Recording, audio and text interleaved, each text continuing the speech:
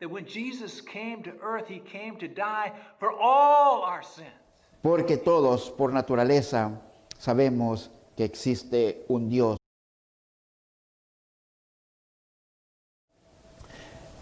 Sometimes we live a partitioned life where, I live this way on Sunday and I live this other way on Monday, and with these people I'll behave this way, and with these people I will behave this way. But Peter tells us in 1 Peter chapter 3, verse 7, likewise, ye husbands dwell with them, talking about your wives, according to knowledge, giving honor unto your wife as unto the weaker vessel, and being heirs together of the grace of life, that your prayers be not hindered. You know, Paul is saying to us guys, he's saying, look, you need to recognize that the way that you act toward your wife, the way you act toward your spouse is going to affect the way you're related to me. And if you don't recognize, first of all, that everything you have comes from forgiveness through what Christ did when he sacrificed himself on the cross, and you just go about your business and don't deal with with your family members, husband is talking to you specifically here, then your prayers aren't going to be answered. That's going to affect your horizontal relationship. Is going to affect your vertical relationship. In Ephesians chapter 4, verse 32, it says, and be kind to one another, tender-hearted, forgiving one another, even as God, for Christ's sake, forgave you. So Paul says it directly here. He says, you need to be a forgiver. It doesn't matter what the person has done. You need to be a forgiver. You need to, and you need to seek forgiveness.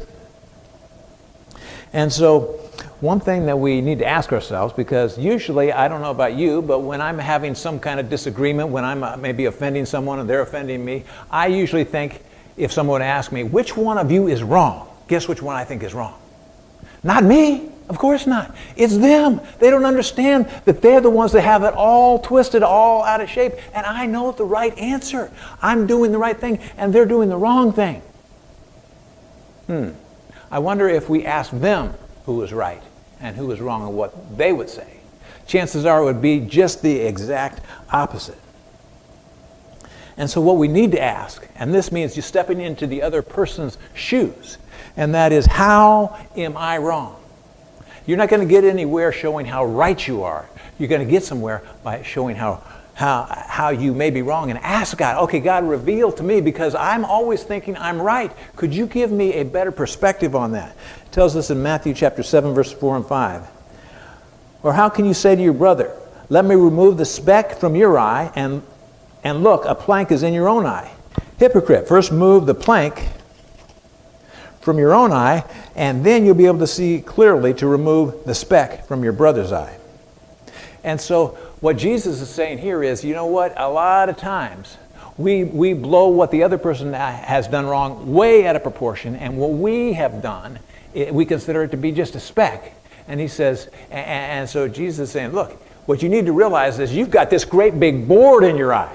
Now, of course, he's exaggerating a little bit because it would be tough to put a board in your eye. But he's saying, you've got something that you're not looking at. You need to look at what your problem is. First say, okay, let me deal with that. And then the person's going to be more receptive to something that they may be doing wrong. So whatever percentage, if you think, okay, I'm only 5% wrong, multiply that, first of all, and then ask God, reveal to me what it is I'm doing wrong that's keeping us at odds.